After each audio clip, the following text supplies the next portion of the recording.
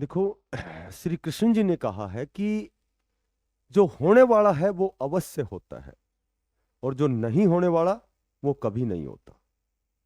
ऐसा निश्चय जिसकी बुद्धि में है वो कभी दुखी हो ही नहीं सकता। जिंदगी खेलती भी उसी के साथ है जो खिलाड़ी बेहतरीन होता है। दर्द तो सबके एक जैसे है, कोई हताश होकर बिखर जाता है और कोई संघर्ष करके निखर जाता है। नमस्कार प्यारे बच्चों। देखो, आज की बहुत अच्छी अपडेट है, लेटेस्ट अपडेट है, बिल्कुल ऑथेंटिक अपडेट है कि लगभग 582 पदों पर आपके जो जेवीटी, एनटीटी, टीजीटी, पीजीटी का जो नोटिफिकेशन है वो 31 जुलाई तक आने वाला था। तो उसमें क्यों विलंब हुआ, क्यों व्यवधान हुआ, क्या बाधा आई, तो उसी पर आज हम थोड़ी सी डिस्कस करेंगे और थोड़ा सा इस विषय में भी हम चर्चा करेंगे कि जो आपका एग्जाम पैटर्न है वो क्या रहने वाला है। तो हम बात कर रहे हैं चंडीगढ़ शिक्षा विभाग की। सभी को पता है कि एक शॉर्ट नोटिस जारी हुआ था। चंडीगढ़ शिक्षा विभाग द्वारा स्वयं कहा गया था कि हम 582 पदों पर आपका जो नोटिफिकेशन है वो जारी कर देंगे। कब तक? 31 जुलाई तक। लेकिन चूंकि 31 जुलाई तो चूंकि जा चुकी है, अब तो अगस्त की 2-3 तारीख हो गई है। तो इसमें ऐसा क्या विलंब हुआ, तो सबसे पहले मैं आपको बताता हूँ कि एग्जाम जब भी कंडक्ट होता है तो उससे सबसे पहले एजेंसी को नॉमिनेट नियुक्त किया जाता है। और एजेंसी करती क्या है? एजेंसी करती क्या है? फॉर्म निकालती है, उसके बाद आपका जो है एडमिट कार्ड जारी होता है, जो प्रश्न पत्र है वो पाठ्यक्रम अनुसार, जो आपका सिलेबस उसके अनुसार पाठ्यक्रम एग्जाम तैयार करना। ठीक है, उसके बाद परीक्षा प्रणाली निष्पक्ष करवाना, रिजल्ट का जो है जो परिणाम है उसका प्रबंधन करना बिल्कुल पारदर्शी तरीके से। तो ये एजेंसी ही सब कुछ करती है। सारी चीज़ें जो हैं वो एग्जाम कंडक्ट करवाने में एजेंसी ही बिल्कुल सारी चीज़ों को वो तैयार करती है और उसके बाद ही कोई चीज़ प्रॉपरली जो चीज़ होती है।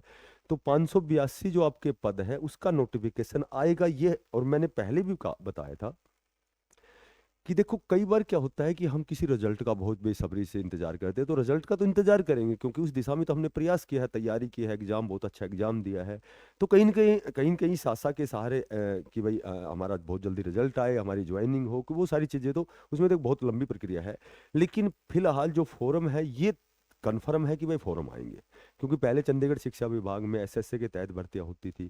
ठीक है, उसके बाद में एक भर्ती पीछे रेगुलर भर्ती हुई है। अब ये रेगुलर पहले तो कोर्ट द्वारा शिक्षा विभाग को कहा गया, उसके बाद चंडीगढ़ शिक्षा विभाग ने एक शॉर्ट जो नोटिस है वो जारी किया और बताया था कि भाई हम 31 जुलाई से पहले पहले फॉर्म ओपन कर देंगे और आपका जो रिक्रूटमेंट रूल है वो सारी चीज़ें जारी होंगी। तो अब एजेंसी तय एक उचित एजेंसी जब तक ये तय नहीं होती है, जब तक इसमें थोड़ी सी बाधा है, थोड़ा सा व्यवधान है।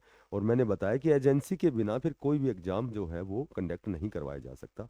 सारी जो भी प्रक्रिया है एग्जाम से पहले की वो सारी तो एजेंसी ही नियुक्त करती, तय करती है। तो आपका जो ये अब ये जो आपका जो नोटिफिकेशन है ये संभवतः इस महीने में अगस्त में तो आना ही है। तो मैं आपको यही कहना चाहूँगा कि बहुत ज़्यादा इस चीज़ पे ध्यान ना दें कि हमारा जो है नोटिफिकेशन कब आएगा। ध्यान इस बात पे दें कि हमें ये कन्फर्म आना है और हमें ये फाइट करना है, अपने लिए एक सीट जो है वो सुरक्षित करनी है। मेन बात तो ये है। आपका जो एग्जाम पैटर्न है, देखो, चाहे वो आपका जेबीटी का हो, एनटीटी का हो, चाहे आपका आपका चाहे वो टीजीटी का हो, चाहे आपका वो पीजीटी का हो, तो ये तीनों ही प्रकार के जो एग्जाम हैं ये आपके 150-150 नंबर के एग्जाम होते हैं। ठीक है, ये दोनों के लिए भी 150 नंबर का है, टीजीटी का और पीजीटी का। यहाँ यहाँ यहाँ दो फेज होते हैं, टीजीटी में भी पीजीटी में। पहला जो आपका एग्जाम हो 50 नंबर का होता है, दूसरा आपका 100 नंबर का होता है। Same as it is common आपका 50 का होता है, ये 100 का होता है, और ये वन सिटिंग होता है 150 नंबर का। ठीक है, तो 150 नंबर का ये वन सिटिंग होता है। और इसमें इसमें सबसे बड़ी बात तो ये है, अच्छा, इसमें एज एज का क्राइटेरिया क्या होता है? तो एज का क्राइटेरिया इसमें 18 से 37 जनरल होती है। अदर स्टेट यहाँ अदर स्टेट जो होता है वो जनरल में काउंट होता है। ठीक है, अगर चंडीगढ़ की ओबीसी है तो ये ओबीसी में फार्म भरे। यहाँ हम बहुत बार गलती करते हैं बच्चे, बहुत पिछली बार की मैं बताता हूँ आपको कि दूसरे स्टेट का या हरियाणा का कोई भी कैंडिडेट यदि ओबीसी है तो कृपया करके, यदि चंडीगढ़ की ओबीसी ना है तो आप ओबीसी में फॉर्म ना भर के जनरल में ही फॉर्म भरें।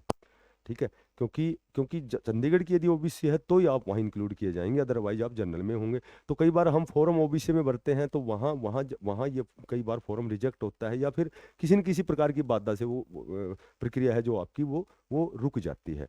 तो यहाँ यहाँ आपका एज की मैंने बता दी, ठीक है। यहाँ सब्जेक्ट के आपको पता है 50 नंबर में, जैसे यहाँ 12 नंबर की रीजनिंग आती है, दोनों में सेम, पीजीटी और टीजीटी में 12 क्वेश्चन मैथ के होते हैं, 12 आईसीटी के होते हैं, 12 साइकोलॉजी के होते हैं, उसके बाद 5 आपके इंग्लिश के होते हैं, 5 आपके हिंदी के होते हैं, और 5 आपके पंजाबी के होते हैं। तो ये 50। अच्छा, एक इसमें और ही कंडीशन है कि दोनों में मिलकर के आपको 40% नंबर लेने बहुत अनिवार्य हैं। यहाँ टीजीटी पीजीटी की मैं बात कर रहा हूँ कि इसमें भी 40% नंबर आपके होने चाहिए। इसमें तो ये तो पार्टिकुलर सब्जेक्ट ही हो गया, टीजीटी में कोई भी आपका सब्जेक्ट है, ठीक है, एसएसटी है, इंग्लिश है, साइंस है। यहाँ पीजीटी में पार्टिकुलर सब्जेक्ट होता है, फिजिक्स, केमिस्ट्री, हिस्ट्री, पॉलिटिकल, जो भी है। तो यहाँ दोनों में मिला यानी कि दोनों में अलग अलग 40% नंबर चाहिए, ये सबसे मेन कंडीशन होती है।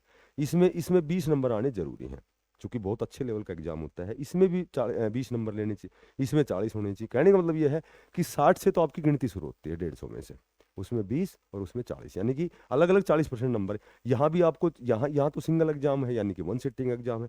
तो इसमें बात करें तो इसमें जीके 15 की है, रीजनिंग 15 की है, मैथ 15 का है, साइकोलॉजी 15 की है, आईसीटी है वो 15 की है, इंग्लिश 10 की है, पंजाबी 10 की है, आपकी जो हिंदी 10 की है, साइंस 15 की है, मैथ 15 का है, एसएसटी ये 150 नंबर का, ठीक है। तो ये भी अच्छे लेवल का एग्जाम होता है, क्योंकि आज का जो कंपटीशन है आप सभी को पता है किस तरह का कंपटीशन है। एक यहाँ कोर्स ऑफ कंप्यूटर जो कॉन्सेप्ट है, ये आपके पास 80 घंटे का जो है एक डिप्लोमा होना चाहिए, 80 घंटे का, ठीक है। तो ये इसकी रिक्वायरमेंट होती है ज्वाइनिंग के समय, जब आपके डॉक्यूमेंट्स वेरिफिकेशन होते हैं उस समय इसकी जरूरत होती है, फॉर्म भरते समय इनकी कोई आवश्यकता नहीं होती, ठीक है। तो ये मेरे ख्याल से एक संस्था है NIELIT के द्वारा ये अप्रूवल होना चाहिए, ठीक है। नेशनल इंफॉर्मेशन शायद टेक्नोलॉजी की कोई ये जो संस्था है, इसके द्वारा ये आपका अप्रूवल होना चाहिए, ठीक है। नेशनल इंस्टीट्यूट और भाई इलेक्ट्रॉनिक, उसके बाद में शायद इंफॉर्मेशन टेक्नोलॉजी, इस तरह की एक संस्था है, इसके द्वारा जब तक ये अप्रूवल अनुमोदित नहीं होगा, जब तक ये आपका कंसिडर नहीं किया जाता है, ठीक है। ये बाद में आपको आवश्यकता होती है। 80 घंटे का ये आपके पास जो है डिप्लोमा होना चाहिए। तो आज की यही अपडेट थी। तो आपकी मेन अपडेट तो ये थी कि आपके ये फॉर्म श्योर एंड सर्टेन आने वाले हैं। आपके लिए ये मायने नहीं रखता कि भाई फॉर्म 10 दिन बाद आते हैं या 1 महीने बाद आते हैं, मायने ये रखता है कि आपका जो ये लक्ष्य है आपने जो निर्धारित किया हुआ है, इसमें अब भटकाव नहीं होना चाहिए। इस लक्ष्य को गेन करने के लिए इस दिशा में आपको पॉजिटिव होकर के पूरी मेहनत और मशक्कत के साथ, पूरी निष्ठा के साथ, संकल्पकृत होकर इस दिशा में आपको लगातार कंसिस्टेंसी के साथ आपको प्रयास करते रहना है। फॉर्म आएंगे, वो प्रक्रिया है, वो एक फॉर्मेलिटी है, हमें आपको फॉर्म भरने हैं। और फॉर्म भरने हैं क्योंकि जब नौकरी लगना है, जब आपको वो लक्ष्य गेन करना है, तो फॉर्म तो आपको भरने पड़ेंगे। तो वो फॉर्म कब आते हैं ये आपके लिए मायने नहीं रखता, आपके लिए मैटर ये करता है कि उस भर्ती में आपको एक सीट अपने लिए सुरक्षित करनी है। तो यदि आपको वीडियो अच्छी लगे तो कृपया करके बिना पैसे का सब्सक्राइब जरूर करें, अप्रिशिएट जरूर करें, ताकि आपके लिए फिर कोई नई जानकारी एकत्रित करके वीडियो के माध्यम से आप तक मैं जानकारी, पॉजिटिव जानकारी, ऑथेंटिक जानकारी संप्रेषित करता रहूं।